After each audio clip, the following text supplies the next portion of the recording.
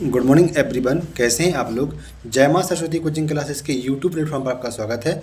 मैं आपका मित्र ब्रजेश राय। दोस्तों, हाल ही में दिल्ली में हुए विधानसभा चुनाव जिसमें 70 सीटें थी, उसमें से 48 सीटें भारतीय जनता पार्टी को प्राप्त हुई हैं, जो बजाय रही शेष 22 सीटें वहाँ की जो सत्ताधारी पार्टी थी आम आदमी पार्टी, उसे प्राप्त हुई हैं।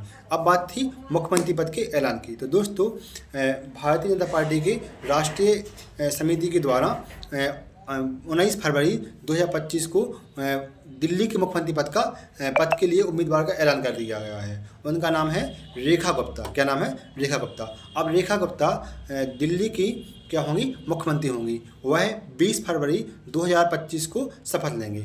अब जानते हैं दिल्ली के बारे में परीक्षा की दृष्टि से महत्वपूर्ण पॉइंट।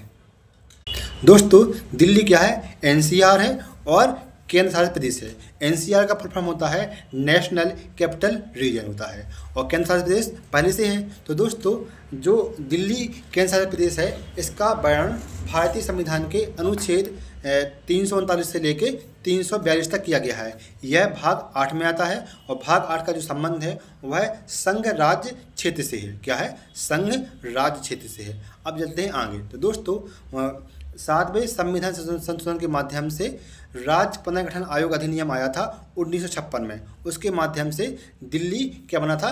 केंद्र शासित प्रदेश बना था। उस टाइम पर 14 राज्य और 6 केंद्र शासित प्रदेशों का गठन किया गया था, उसमें से दिल्ली भी एक था। लेकिन प्रारंभ में दिल्ली में कोई विधानसभा नहीं थी, लेकिन बाद में 1990 में 69वें संविधान संशोधन के माध्यम से दिल्ली में विधानसभा की व्यवस्था की गई थी।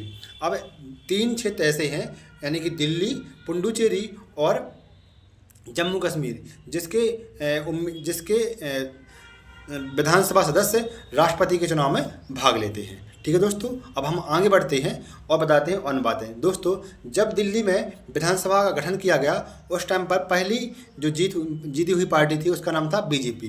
बीजेपी से सबसे पहले जो मुख्यमंत्री नियुक्त किए बनाए गए थे, उनका नाम था मदन लाल खुराना। कौन? मदन लाल खुराना। इसके बाद आए थे साहेब सिंह वर्मा, और जो तीसरी मुख्यमंत्री थी वो थी सुषमा स्वराज। कौन थी? सुषमा स्वराज। उसके बाद बीजेपी में और मुख्यमंत्री रहे, और वर्तमान मुख्यमंत्री होंगी वो कौन होंगी? रेखा यादव जी होंगी। ठीक है दोस्तों, इस प्रकार की जानकारी सुनने के लिए हमारे यूट्यूब चैनल को सब्सक्राइब करें, लाइक करें, कमेंट करें। थैंक यू दोस्तों।